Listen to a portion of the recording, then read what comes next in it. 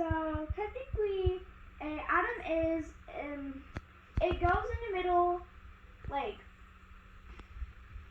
it's in the middle of like these like rings, like Saturn or something that has rings around it.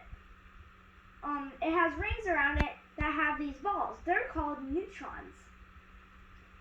They keep the atom from getting out of the middle and typically going towards us. And then But can you explain to me what an atom is? an atom is a tiny little ball. Is like a ball, and is made out of electrons and neutrons. It is made up of them, so it like becomes and is also kind of gassy. And then it makes most of the parts of the sun, and that's what lights the sun on fire, the gas. It runs. I think some of the sun is made out of gas.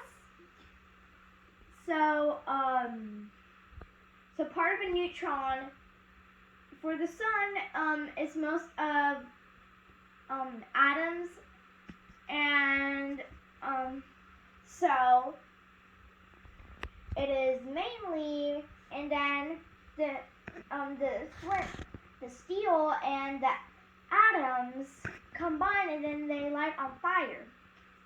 So so technically this part is the atom, and these two are the neutrons, because it circles them, because the tiny rings are like rings that hold like balls. Like, have you ever seen like a cat toy that has like there's a balls and there's like rings and they go through it in a circle? That's technically what it does, but it circles the atom. So, and it gives electricity to the atom. Excuse me, Mom. So it gives electricity to the atom, and there's many different rings, but I didn't have time to draw the whole thing. And there's many different rings for it. So that's one of the reasons why. And there's many concepts that could lead to it, like having that makes the sun of the light, because if the sun didn't shed light for us, that means we'd all freeze to death in a nanosecond. Oh. And because it would be so cold, because the moon would only be showing. Oh. So because the moon's cold. Okay. No, stop. So these balls circle around it, gathering electricity from the stars. So this gives electricity to it, so it can give some light. So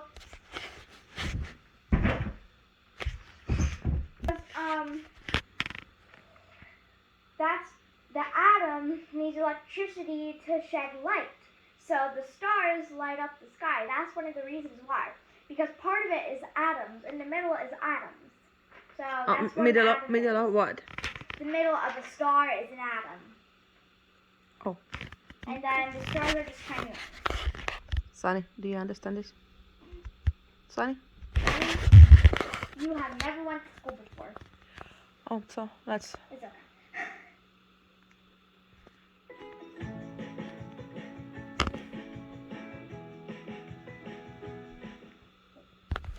When it comes to parenting, you're a pro.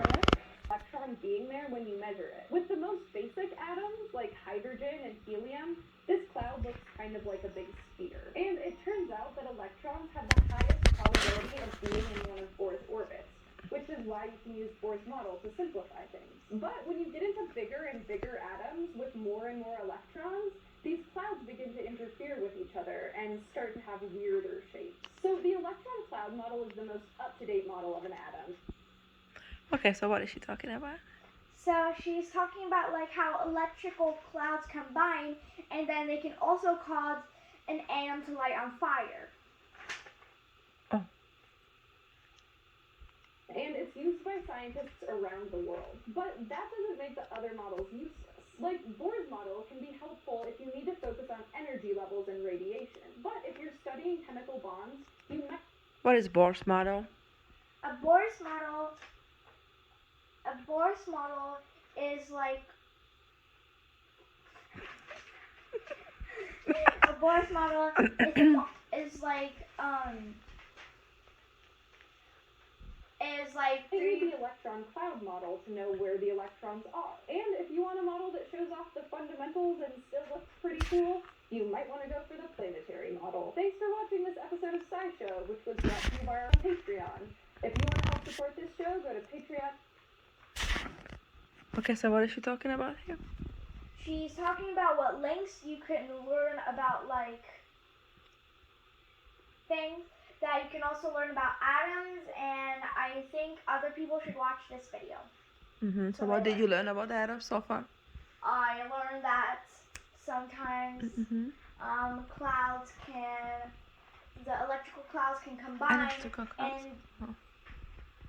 and people make these models to show what it would do, like in a science experiment. Oh,